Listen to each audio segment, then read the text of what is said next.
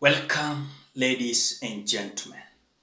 The insiders of William Samoei Ruto are telling us that William Ruto is so embarrassed and is so disappointed president ever.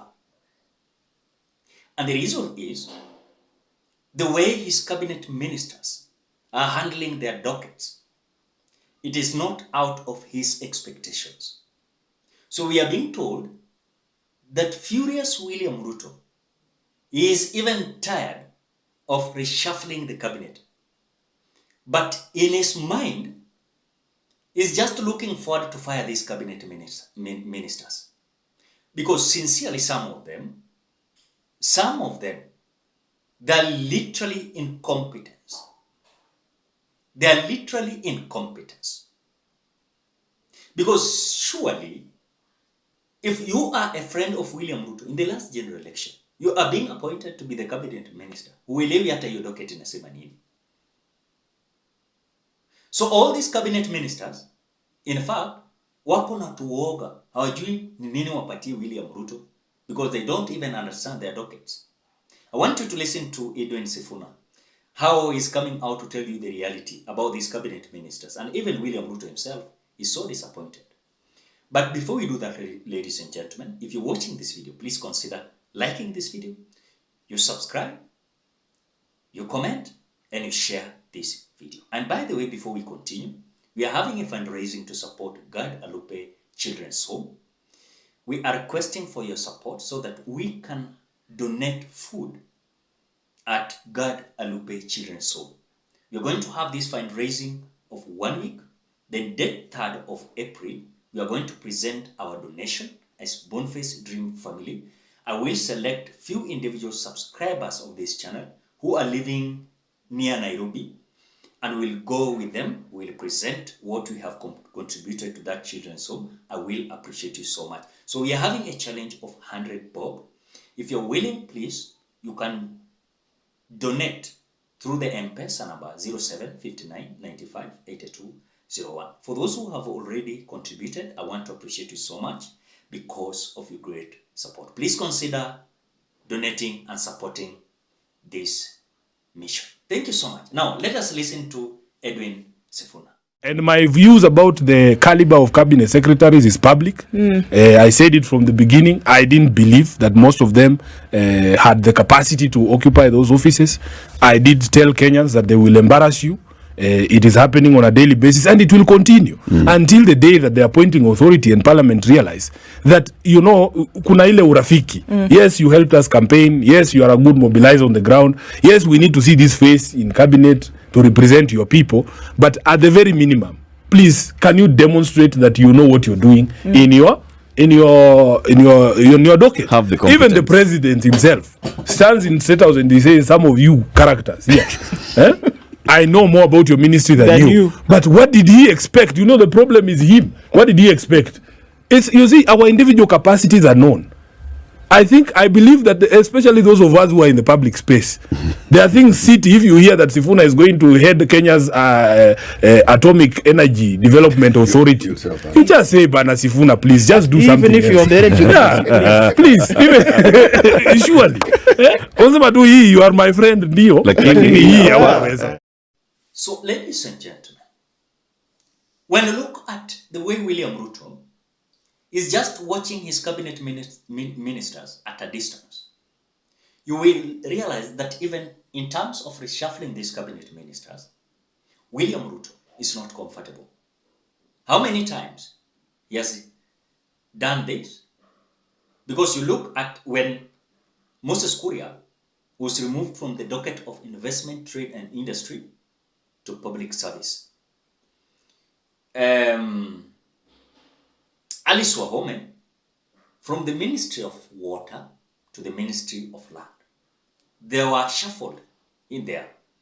But still, look at the Cabinet Minister of Treasury. We are being told that William Ruto is furious with him. Look at the Cabinet Minister of Health, though Nahumisha is a close friend of Moses Wetangula, who is the Speaker of National Assembly, and he is seriously advocating for Nahumisha to be there. Because earlier on, those who were For example, suggesting those who should work in these various dockets. We are being told by insiders of William Ruto that Moses Wetangula had proposed Nahumisha, because Nahumisha was in Ford Kenya, and this Ford Kenya Nahumisha vied for a seat in Trans Nzoia County, leaving Chris Wamalwa and suggesting Nahumisha. When look at different cabinet ministers in the mountain, some of them, they are, let me say, they are just politicians. They are politicians. Look at the Agriculture Ministry. I analyzed the video here this morning, trying to understand why is it that in the ministry and docket that Minthikali Turi is controlling, they are now distributing fake fertilizers.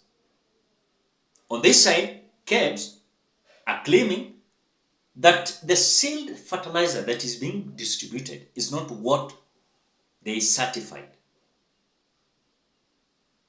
So when you look at these cabinet ministers, is literally a shame to William Ruto. He doesn't want to reshuffle, because if today he wanted to reshuffle these individuals, angekuwa amefanya kitambo. But the insiders, intelligent report, are reaching us, telling us that William Ruto hataki na amebembelezwa sana afanye reshuffle by those who are advising him.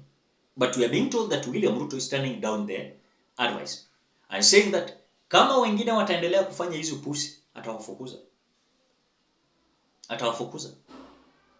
Nujue sasa tunaambiwa kwamba ni kubaya. Na this man is saying, kama ni kubaya, ni kubaya. He will fire you, do whatever you can do, destroy his name, but the reality, you are unable to control the docket. And that is why, as we speak, look at the Ministry of Health. Na umesha yeye anakuja kusema ati wenye wako na envy, ati ndio wana organize some individuals, wana bribe some individuals, organize this doctors strike. But though, even if it has been sponsored, let me ask you a simple question. Who is having envy towards Nahumisha? Because you have been appointed to be the cabinet minister. Si kuangalia wenye wako na wivu. Ati kwa sababu unafanya kazi. Hakuna kazi Nahumisha anafanya. Take it to the bank. Hakuna. Can you tell me today, just substantiate for me, what is this that Susan Nahumisha has done in his ministry? Tell me today. When niambie tu. Because in terms of NHIF, shifting from NHIF and SHIF, it is not clear how these things are. We are shifting from the NHIF to SHIF. When look at different hospitals across the Republic of Kenya, they are having problems chungu mzima. Wako na shida chungu mzima. What can you say about that? Some hospitals, public hospitals, hazina hata madaktari. Na hata kama daktari wako pale, hakuna mtu ana keep in touch with these doctors. You'll find that some of them are not even there. But at the same time, health ministry is having problem.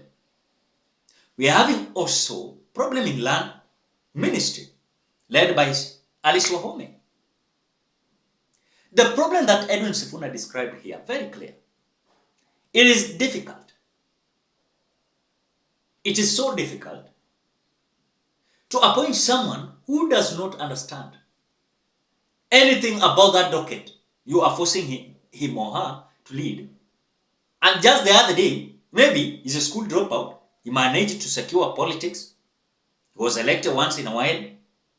Now, vile alianguka, you're still favoring them as your friends or loyals. Ili waonekane at least they are somewhere supporting you in the last general election. So I think when look at even across the world, some countries will never appoint you because ulidhan kwa. In fact, let me tell you, there are certain countries ukishavai kama candidate, you cannot be appointed as a cabinet minister. Let us look at even the election of United States. You will not find someone who vied again after failing. He or she is being appointed a cabinet minister, inspector general police, KDF, CS. It doesn't make sense. For example, if I could have been, yani ningekuwa na uwezo, mtu mwenye amechaguliwa wacha afanye kazi. For example, kama Moses Wetangula alichaguliwa kuwa senator wa Bungoma, angeremain tu senator wa Bungoma. My reason is election ilifanywa na resources walitumia kufanya hii election ya senator. Tena ana resign, anaenda anapointiwa, tena anarudi election hapo. I prefer someone being appointed out of politics. Mtu mwenye anataka kuwa speaker of National Assembly asikuwe mwanasiasa. Na akuje hapo na afanyiwe. Because look at the seat of Moses Wetangula. Moses Wetangula was elected senator of Bungoma County 2022. Then he resigned. He was elected the speaker of National Assembly. Then akawacha vacant pale, wakafanya tena election, na hii resources zilitoka kwa government, IBC. Look at the seat of Alice Wahome. Alice Wahome was elected the member of parliament of Kandara, Murang'a. She resigned, appointed cabinet minister first of water, now a shuffle to cabinet minister of land. Election was done there. You resources walitumia tena. Kumbuka wakati walikuwa wanachagua Alice Wahome walitumia pesa, waliprint ballots. Tena wakaprint ballots wakati vacancy ilikuwa hapo. Eden Duale pia alichaguliwa, the member of parliament of Garissa Town constituency. Aliresign, akaenda kukuwa appointed the cabinet minister of defense forces. Election tena ikafanywa hapo. Wakati walikuwa wanachagua Duale walitumia resources, you know. Several of them. So I think we must have priority right. And that is why we will have cabinet ministers who understands what they do. But you take someone who doesn't understand anything. Look at, for example, the cabinet minister of treasury, Njuguna Ndung'u, was the former governor of Central Bank. He failed terribly. Look at the current governor of Central Bank, Mr. Thunge, was the former principal secretary of treasury. They failed. They had scandal together with current cabinet minister or treasury, wakati earlier on he was the central bank governor. So I think we must have it right, ladies and gentlemen. We must have it right. Anyone who is elected to be the president, I think it is not about those who vied for positions and they failed. Some of them even clinched those seats. Leave them alone. Wafanya hizo kazi. Kuwafanya wa resign tena by election, you're wasting a lot of resources. Ladies and gentlemen, what do you think? Drop your opinion at the comment section below. Otherwise, thank you so much because of your great support. Please consider subscribing, liking, commenting, and sharing this video. And by the way, before we close this video, we are having a fundraising to support the God Alupe Children's Home. We are contributing and to ensure we are going to donate food there. For those who have already contributed, I want to appreciate you so much because of the great kindness. And now, if you're willing to contribute to support this work, please ensure you contribute through the Mpesa number 0759 95 82 01.